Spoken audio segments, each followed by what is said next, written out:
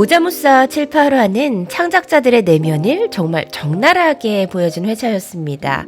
그냥 사건이 흘러가는 회차라기보다 도대체 사람은 왜 쓰는가? 왜 굳이 상처받으면서도 다시 링 위로 올라가는가? 이런 질문을 계속 던지는 회차였어요. 특히 이번 회차에서 가장 인상적이었던 건 역시 최필름 최 대표였습니다. 극 안에서는 분명 빌런처럼 나오죠. 말도 세고 사람을 자극하고 불편한 진실을 아무렇지 않게 던집니다. 그런데 이상하게 이 인물이 없어서는 안 될 것 같아요. 왜냐하면 최 대표는 그냥 나쁜 사람이 아니라 현실의 영화업계, 현실의 창작판, 현실의 계급 구조를 거의 여과 없이 전달하는 캐릭터이기 때문입니다. 다른 메인 캐릭터들을 혼자 상대하고 있는데도 전혀 밀리지 않아요. 오히려 너무 당당해서 무서울 정도입니다. 이번에는 고 대표와도 제대로 붙었죠. 고 대표가 도움의 손길을 내밀었을 때 최 대표는 조언이랍시고 이런 말을 해요. 아마추어는 좋은 거 하는 거고 프로는 돈 되는 거 한다. 정말 현실적인 말이죠. 어찌 보면 맞는 말 같기도 하고 또 어찌 보면 너무 잔인한 말이기도 합니다. 그런데 고 대표가 거기서 참지 않아요. 계집지라는 건 봐줘도 계급지라는 건 못 봐준다. 이 말로 최 대표를 시원하게 까버리죠. 그런데 더 인상적인 건 그런 말을 듣고도 최 대표가 전혀 무너지지 않는다는 거예요. 보통 저 정도로 정면에서 공격을 받으면 캐릭터가 흔들리거나 당황하거나 방어적으로 변할 법도 한데 최 대표는 끄떡도 하지 않습니다. 그냥 자기 자리에 그대로 서 있어요. 그게 오히려 더 크고 더 대단한 캐릭터처럼 느껴졌습니다. 이번 7, 8화에서 계속 떠오른 질문은 이거였어요. 추상적인 마음과 구체적인 언어 사이의 간극. 그 간극을 메우는 힘은 도대체 뭘까? 우리는 마음속에 뭔가를 품고 있죠. 분노든 슬픔이든 열등감이든 욕망이든. 그런데 그걸 작품으로 옮기는 건 완전히 다른 문제예요. 마음은 추상적인데 언어는 구체적이어야 하니까요. 그 둘을 만나게 하는 힘. 그게 결국 창작자의 힘 아닐까 싶었습니다. 그리고 여기서 동만이를 보게 됩니다. 동만이는 지금까지 링 위에 올라간 사람이 아니었습니다. 자기가 직접 뭔가를 걸고 싸운다기보다 남의 작품을 평가하고 까고 비웃는 쪽에 가까웠죠. 그런데 과연 동만이가 자기 안의 추상적인 마음을 구체적인 언어로 끌어낼 수 있을까요?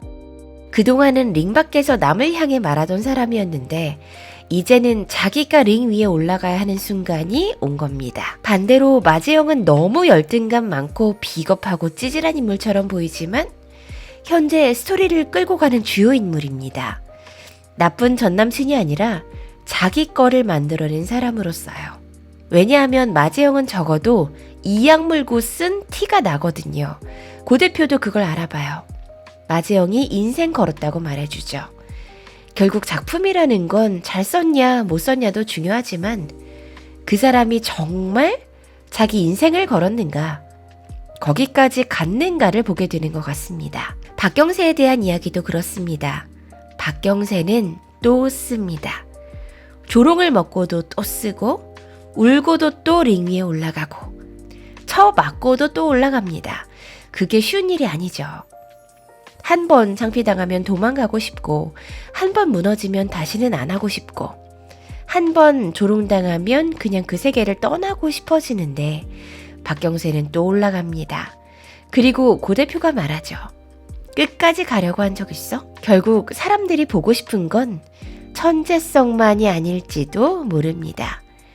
그 사람이 정말 끝까지 가려고 하는지, 맞아도 다시 일어나는지, 비웃음을 당해도 다시 쓰는지, 그 기운을 사람들이 보려고 하는 것 같아요.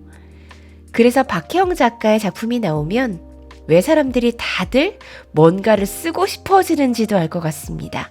SNS에서 다들 한마디씩 하는 거 보세요. 이상하게 박혜영 작가의 작품을 보고 나면 나도 뭔가를 써야 할 것 같고 내 안에 있는 걸 꺼내야 할 것 같고 내가 숨겨둔 욕망을 마주해야 할 것 같은 기분이 듭니다. 그게 이 작가가 가진 힘인 것 같아요. 사람 안에 숨겨둔 욕망. 남에게 보이고 싶지 않았던 마음. 나는 아니라고 생각했지만 사실은 너무 갖고 싶었던 것. 그걸 건드리는 힘. 은하를 버린 엄마 오정희의 입장도 나왔습니다. 상처받았던 과거가 있었지만 그걸 누구에게도 제대로 보이지 않고 살아왔던 사람. 겉으로는 괜찮은 척하고 아무렇지 않은 척하지만 사실은 안쪽에 깊은 상처가 남아있는 사람. 그런 인물들의 내면을 하나씩 꺼내놓는 방식이 정말 무섭도록 정확했습니다. 진짜 공평하다. 동만이 캐릭터가 좋은 건 절대 선캐가 아니에요. 은하에게 화풀이하는 장면은 참 후졌죠. 마재영한테 왜 인생을 낭비하냐고 말하는데 사실 그 말은 은하에게 할 말이 아니었습니다. 은하가 어떤 사람인지 동만이도 알잖아요. 은하는 사람을 가려가면서 만나는 스타일이 아닙니다. 누구에게든 더 주는 사람이고 상대가 부족해도 쉽게 밀어내지 않는 사람입니다. 그러니까 동만이에게도 갔던 거죠. 그걸 알면서도 동만이는 자기 안의 열등감과 불안을 은하에게 던져버립니다. 참 못났는데 또 너무 인간적이라서 아프게 느껴졌어요. 그리고 가장 강하게 다가온 건 또 진만이었는데요. 아이를 잃은 뒤 그 고통 속에서도 번뜩이는 시구가 떠오른 자신을 보고 스스로 환멸을 느꼈다는 얘기. 창작자라는 존재가 가진 가장 잔인한 지점이죠. 가장 아픈 순간에도, 가장 무너지는 순간에도 내 안에 어떤 부분은 그걸 문장으로 바꾸고 있다는 것. 그게 재능인지 저주인지. 창작자는 때때로 자기 자신에게조차 끔찍해지는 순간이 있는 것 같습니다. 그 얘기를 듣고 아름답다고 칭송하는 자들도 있는데 할 말 다 했죠. 근데 이번에 가장 중요한 게 나왔죠. 황솔매 작가라고 황진만 작가랑 비슷한 시를 쓰는 사람이 있다고. 저는 이게 황진만 작가 딸일 것 같아요. 소름. 10대 시인인데 왕성한 작품 활동을 하는 거죠. 시인 대 시인으로 만나는 진만이와 딸 기대하겠습니다. 이번 회차에서는 감독에 대한 이야기도 인상적이었는데요. 말 안 듣는 200명을 데리고 이를 꽉 깨물고 끝까지 끌고 갈 수 있는 사람. 결국 감독의 능력은 멋진 말이나 감각만이 아니라 납품 능력이라는 말도 나왔죠. 정말 현실적인 말입니다. 아무리 좋은 세계관이 있어도, 아무리 예술적 감각이 뛰어나도 결국 현장은 굴러가야 하고 작품은 완성돼야 하고 정해진 시간 안에 납품돼야 합니다. 창작은 낭만이지만 동시에 끝까지 버티는 노동이기도 한 거예요. 그래서 저는 이 작품이 단순한 드라마라기보다 창작자 인생 교본처럼 느껴졌어요. 인간 군상을 다 꿰뚫어보고 있는 느낌이랄까요? 박혜영 작가 앞에 서면 왠지 탈탈 털릴 것 같습니다. 내가 어떤 인간인지 뼛속까지 다 들킬 것 같아요. 나는 주변인인지, 링 위에 한 번도 안 올라가 본 사람인지, 남의 작품만 까면서 같은 부류인 척하는 사람인지, 계급질하는 사람인지, 아니면 조롱당해도 꾸역꾸역 다시 링 위에 올라가는 사람인지. 이 작품은 그걸 계속 묻습니다. 너는 어디에 서 있냐고. 정말 해본 적 있냐고. 끝까지 가려고 한 적 있냐고. 그리고 다시 생각하게 만듭니다. 나의 꿈은 무엇인지, 내가 정말 해내고 싶은 것은 무엇인지, 나는 왜 쓰고 싶은지, 왜 만들고 싶은지, 왜 인정받고 싶은지. 남들에게 보이고자 하는 마음으로 글을 쓰는 사람의 마음. 그 마음의 심연에는 무엇이 있을까요? 인정받고 싶은 마음일 수도 있고, 사랑받고 싶은 마음일 수도 있고, 내가 여기 있다는 걸 증명하고 싶은 마음일 수도 있습니다. 결국 사람은 무엇으로 사는가? 모자무사 785는 그 질문을 아주 적나라하게 던진 회차였습니다.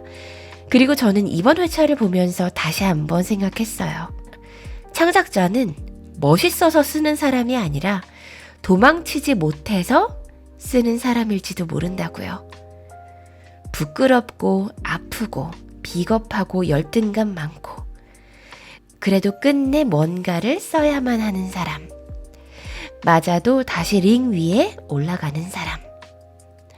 어쩌면 우리가 보고 싶어하는 건 완벽한 재능이 아니라 끝까지 가보려는 그 기운인지도 모르겠습니다.